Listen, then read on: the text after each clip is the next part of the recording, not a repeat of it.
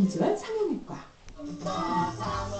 19조 5,700억 원에 달하는 내년도 예산안이 진통 끝에 오늘 새벽 4시 반 국회 본회의를 통과했습니다. 유치원 3법 처리는 무산됐고 음주운전 처벌을 강화하는 윤창호법 등 199건의 안건이 국회를 통과했습니다.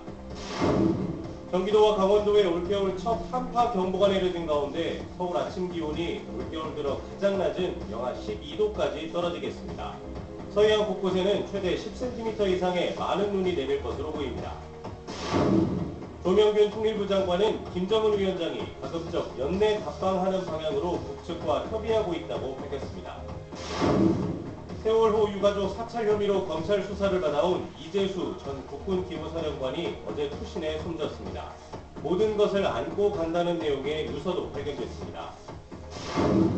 검찰이 양승태 사법부 시절 대법원에 근무하던 판사의 수첩에서 재판 배당을 조작한 단서를 포착했습니다. 재판이 배당되기도 전에 사건 번호를 기록한 흔적을 발견한 겁니다. 469조 원이 넘는 내년도 예산안이 법정 처리 시한을 엿새나 넘겨서 조금 전 국회 본회의를 통과했습니다. 네, 야3당은 민주당과 한국당의 야합이라고 항의하면서 몸싸움까지 벌인 끝에 결국 표결엔 불참했습니다. 이호건 기자입니다. 오늘 새벽 4시 반 내년도 예산안이 국회를 통과했습니다. 법정 시한을 엿새나 지났는데 지난 2014년 국회 선진화법 시행 이래 가장 늦은 처리입니다. 총 예산 규모는 469조 6천억 원입니다. 당초 정부안은 470조 5천억 원 규모였는데 더불어민주당과 자유한국당 양당 합의로 9천억여 원이 줄었습니다. 사회복지와 일자리 예산 등 5조 2,200억 원이 깎였고 대신 SOC 예산 1조 2천억 원 등 총 4조 2,900억 원이 늘었습니다. 앞서 국회 기획재정위원회는 민주당과 한국당 의원만 참석한 가운데 예산 부수 법안들을 처리하면서 홍남기 경제부총리 후보자의 인사청문 경과보고서도 채택했습니다.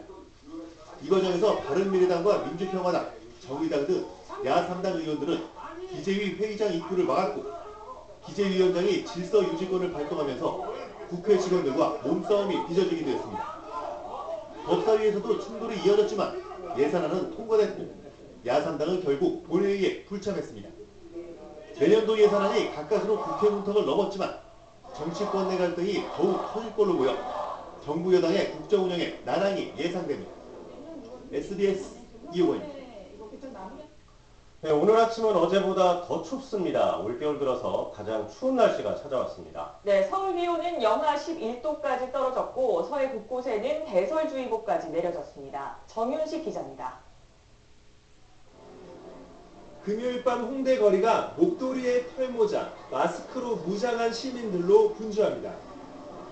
두 눈만 빼꼼 내놓았을 뿐 살을 애는 칼바람에 너나 없이 맨살을 감췄습니다.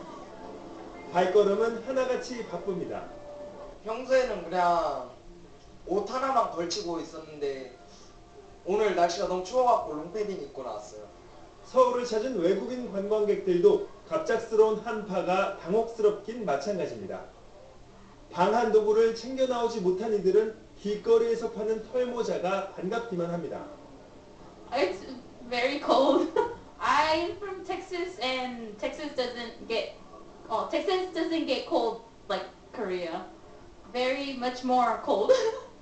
따끈한 어묵 국물을 들이켜 얻은 온기에 힘입어 정류장으로 향해 보지만 쉴 틈 없이 몰아치는 찬바람에 버스를 기다리는 시간은 길게만 느껴집니다. 오늘 새벽엔 서울의 기온이 영하 11도까지 떨어졌고 바람까지 불어 체감 온도는 훨씬 낮습니다. 특히 서해안 곳곳에는 최대 10cm의 눈이 쌓일 것으로 예상돼 수도 동파 등 시설물 피해와 낙상 사고를 주의하라고 기상청은 조언했습니다. SBS 정윤식입니다. 네, 오늘 아침 신문에선 대학 졸업장과 일자리를 동시에 얻을 수 있는 프로그램을 소개했습니다. 중앙일보 보겠습니다. 네, 바로 아우스빌둥 프로그램입니다. 독일어로 양성이라는 뜻인데 일하면서 공부할 수 있는 교육 프로그램입니다. 우리나라엔 지난해 도입됐는데 독일 자동차 회사인 벤츠와 BMW 코리아가 참여하고 있습니다. 교육 프로그램은 학교 이론 교육 30%, 직업 실습 훈련 70%로 이루어졌습니다. 3년에 걸쳐서 이 과정을 마치면 전문대 학사 학위는 물론이고 직업 훈련을 받은 기업에 취업해서 계속 근무할 수 있다고 합니다. 학생들은 일자리를 보장받을 수 있고 또 기업은 실력 있는 인재를 미리 확보할 수 있어서 좋은 반응을 보이고 있습니다. 신문은 아우스빌딩 프로그램이 대학 입시에만 매여있는 교육 현실에 좋은 대안이 될 수 있을 거라고 전했습니다. 한겨레 보겠습니다. 국내 첫 영리병원을 허가한 제주도가 내국인 진료 금지를 조건부로 내세웠지만 병원이 이를 어겨도 마땅한 법적 제재 장치가 없다는 기사입니다. 현행 의료법에선 정당한 사유 없이 진료를 거부할 수 없도록 규정하고 있습니다. 특히 응급 환자를 거부할 경우 3년 이하의 징역에 처할 수 있는데요.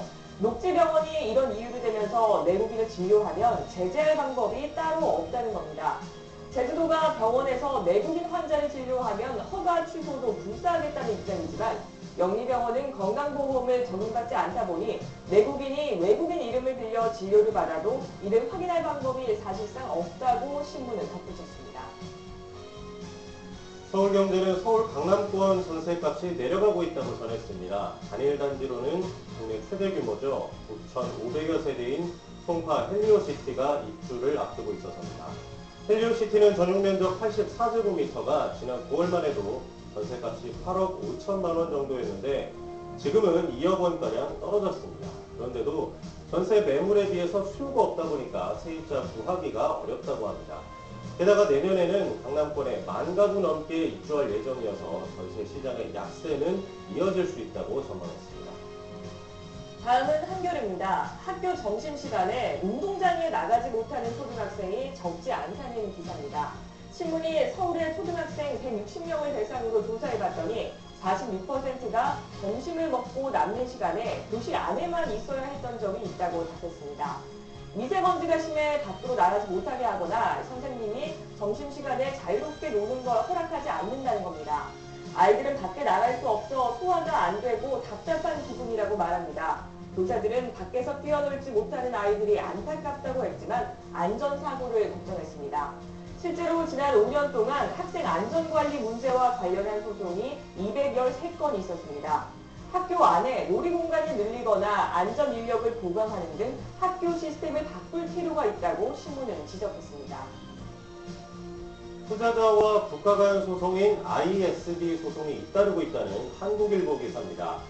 우리 정부는 최근 세계에서 ISD 소송을 가장 많이 제기를 당했습니다.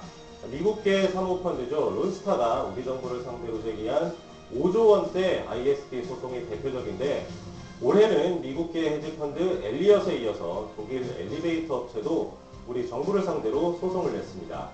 지금까지 외국계 헤지펀드 등이 우리 정부에 제기한 누적 청구 금액은 알려진 것만 해도 6조 6천억 원이 넘습니다.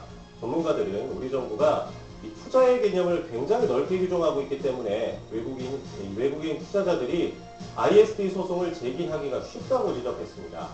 삼성 바이오로직스 분식회계처럼 문재인 정부가 이전 정부의 정책이나 결정을 뒤집고 있는 것도 주요 원인으로 지목되고 있다고 신문을 덧붙였습니다.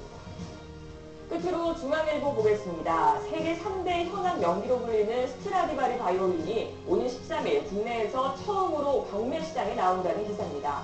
17세기 이탈리아의 악기 명장 안토니오 스트라디바리가 만든 스트라디바리 바이올린은 현재 전 세계에 600여 점 남아있는데요.